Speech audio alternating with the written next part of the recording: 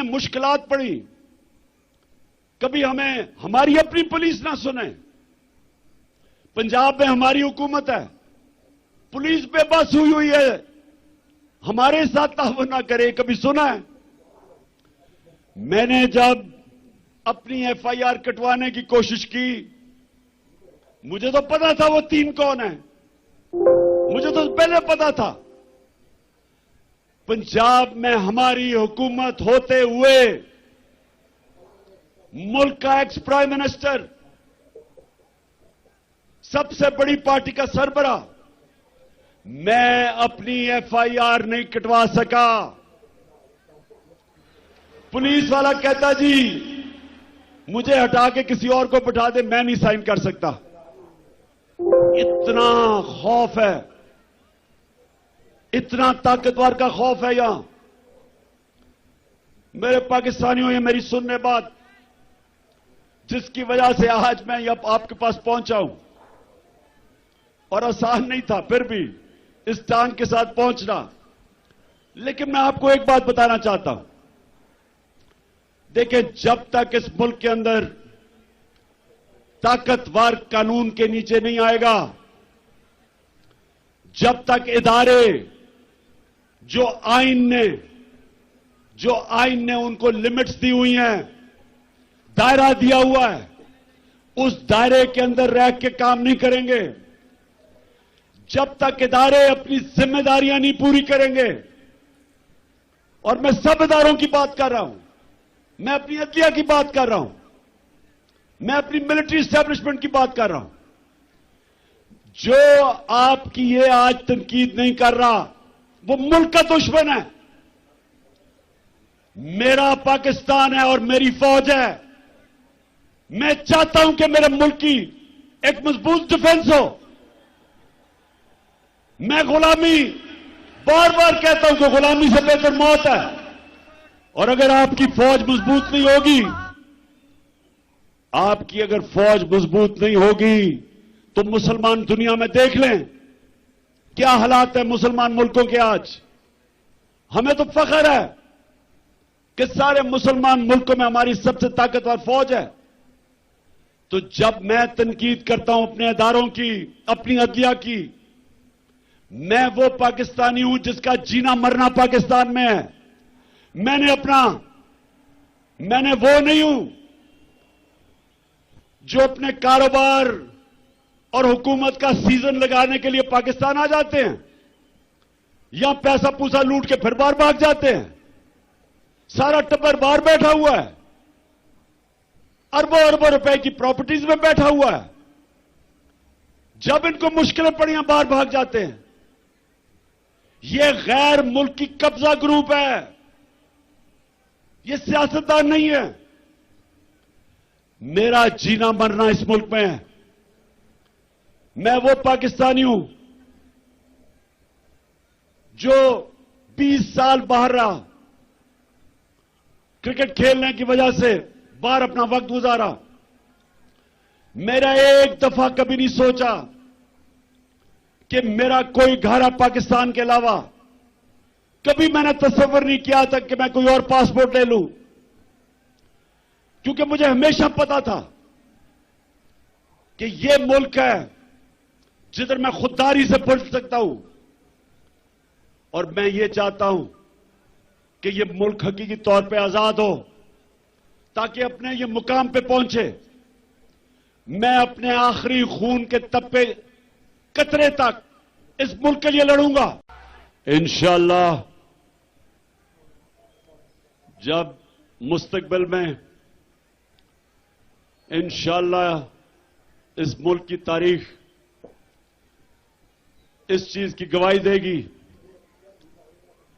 कि इमरान खान अपने मुल्क के लिए आखिरी गेंद तक लड़ता रहा, आखिरी गेंद तक, आखिरी वक्त तक अपने मुल्क के लिए खड़ा रहा था। वो जिसने अपने अहसासों में बड़ा इजाफा किया और इंसानी हुकूक, पाकिस्तान की अवाम के हुकूक को रोंदा, पैरों के नीचे रौंदा। तारीख उसकी तरफ भी देख रही है, तारीख लिख रही है कि उसने मुल्क से क्या किया, क्या उसने इस मुल्क का फायदा कराया, नुकसान कराया, ये सारा तारीख लिख रही है। और मेरे पाकिस्तानियों, मैं फिर से आपको आखिर में अपनी बात अभी खत्म करने लगा हूं कि करना क्या आगे। मैं फिर से आखिर में एक चीज आपको कहना चाहता हूं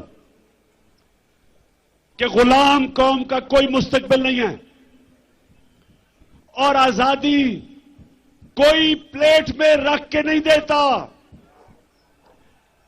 आजादी के लिए लड़ना पड़ता है,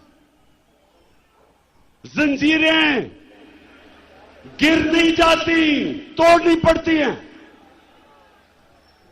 आजादी कोई देता नहीं, छीननी पड़ती है। मैं अपनी कौम को आज कहता हूं कि आजाद अब कब होंगे? जब एक आम आदमी देहात में उसको ये थाना, कचहरी, पटवारी,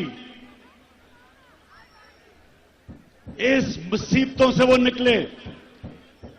जिस मुल्क के जब इंसाफ होगा तो थाना, कचहरी, पटवारी की सियासत खत्म हो जाएगी।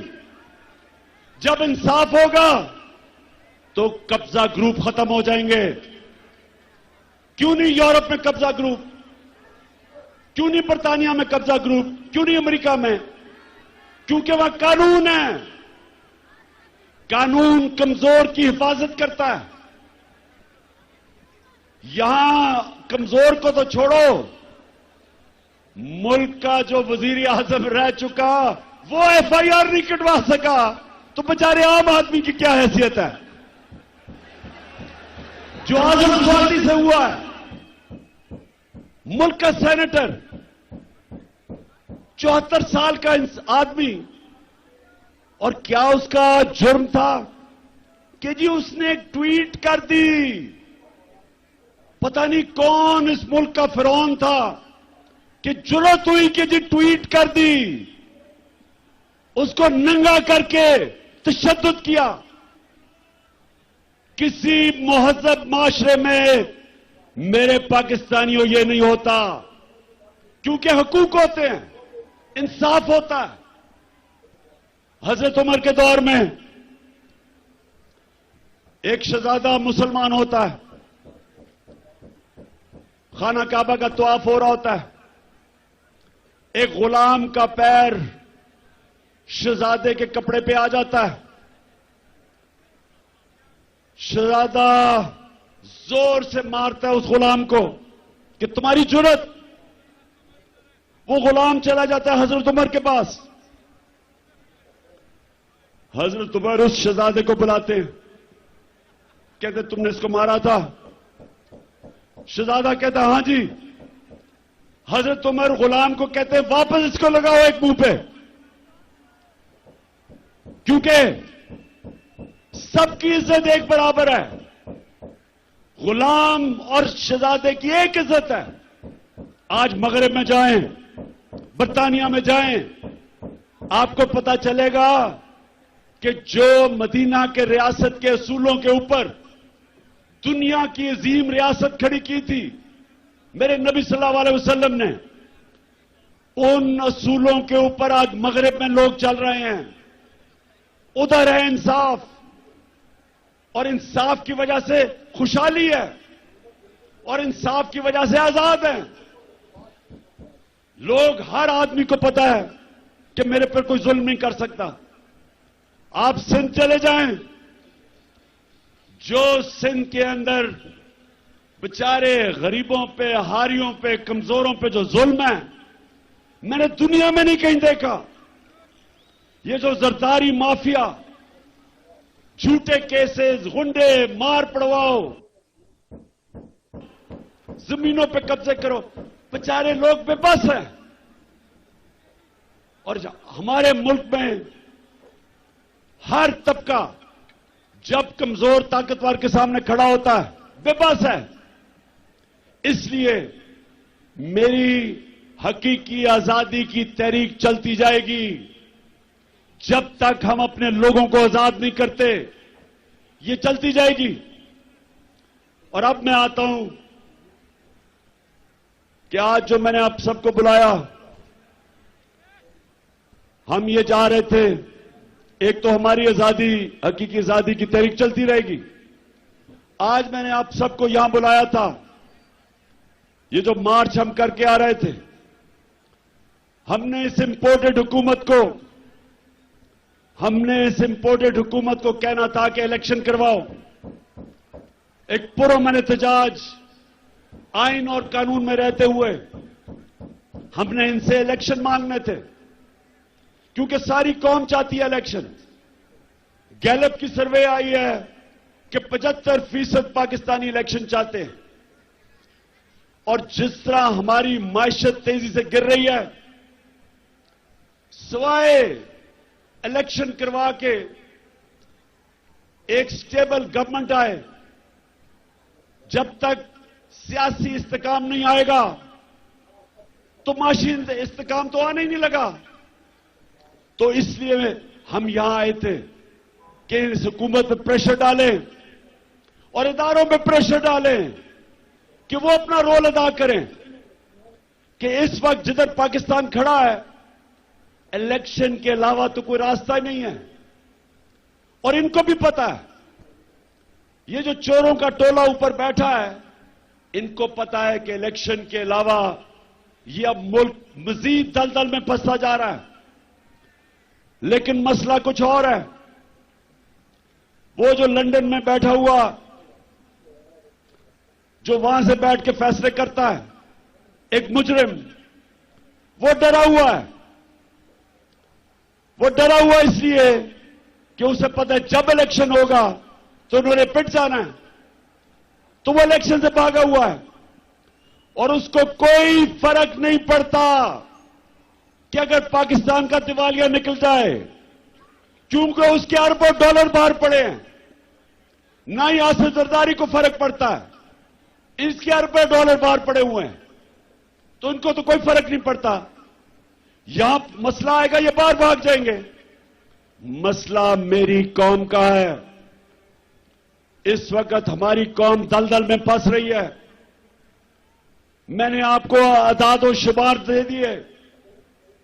मायशत तेजी से नीचे जा रही है, फैक्ट्रियां बंद हो रही हैं, बेरोजगारी बढ़ रही है,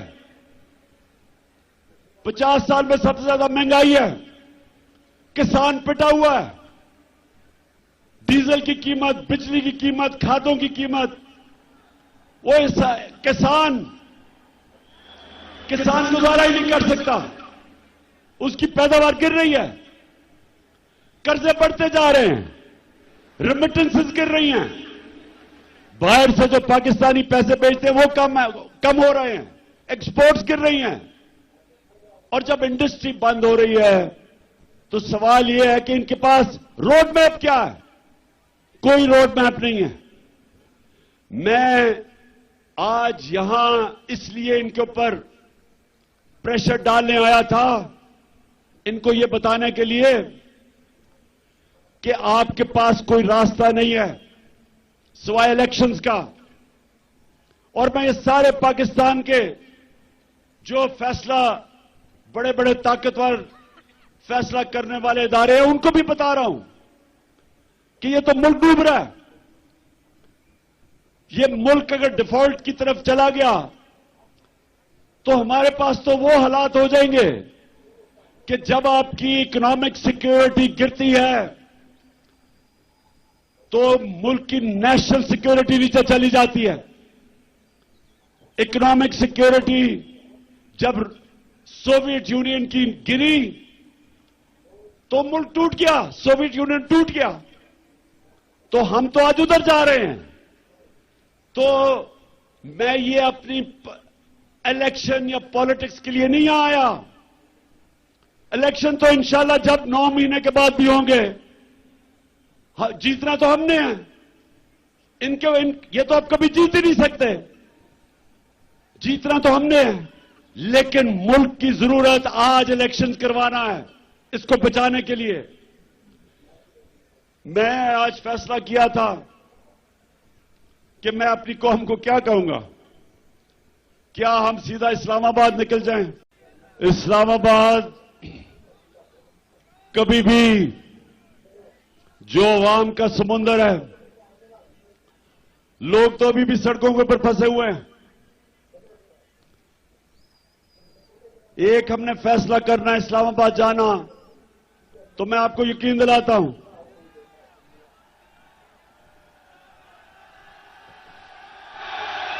कि ना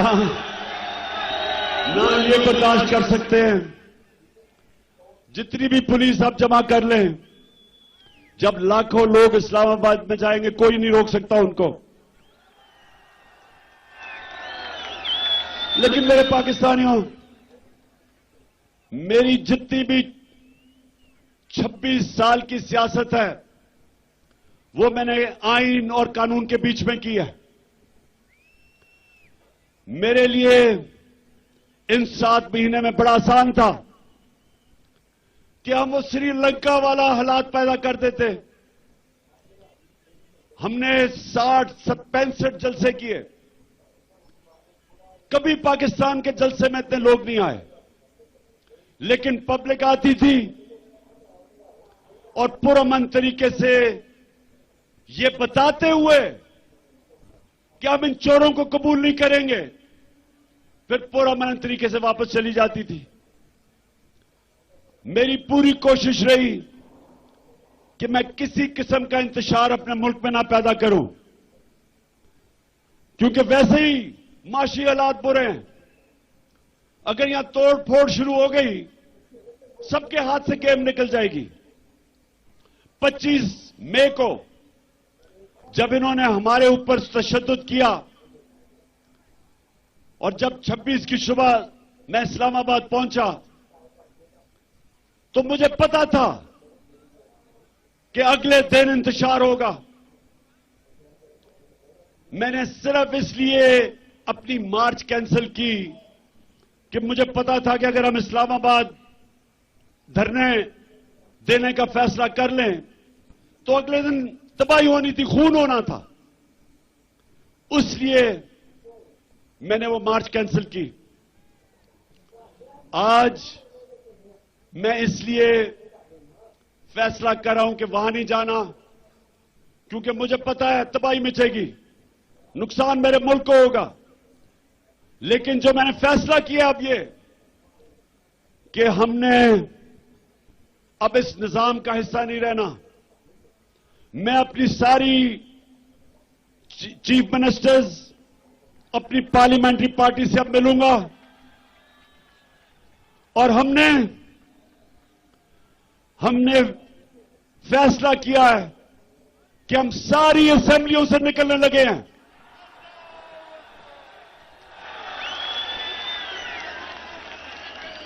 हम बजाय अपने मुल्क में तोड़फोड़ करें, हम बजाय अपने मुल्क में तबाही मचाएं, इससे बेहतर है कि हम इस करप्ट निजाम से बाहर निकलें और इस मुल्क का हिस्सा, इस सिस्टम का हिस्सा ना बने कि जिधर ये चोर बैठ के अपने अरबों रुपए के करप्शन के केसेस हर रोज माफ करवा रहे हैं। गरीब लोग जेलों में हैं, छोटी छोटी चोरी पे बेचारे लोग जेलों में गल सड़ रहे हैं और ये बड़े डाकू अरबों रुपए की चोरी अपनी माफ करवाने के लिए पहुंच जाते हैं। और मुझे अफसोस वो है जो लोग इनको एनआरओ देते हैं। मैं उन लोगों से भी पूछता हूं कि क्या आपको खौफ खुदा नहीं है कि एक मुल्क पे इतना बड़ा जुल्म कर रहे हैं?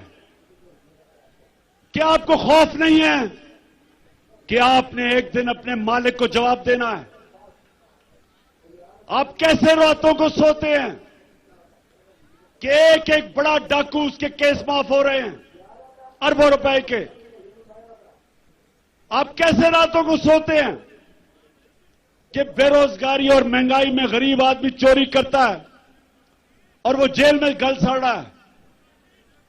इसलिए मैंने अपनी चीफ मिनिस्टर से भी बात की है। मैं अब अपनी सारी पार्लियामेंट्री पार्टी से मीटिंग शुरू कर रहा हूं और इंशाअल्लाह आने वाले दिनों में हम अनाउंस करेंगे जिस दिन हम सारी असेंबलियों से बाहर निकल रहे हैं।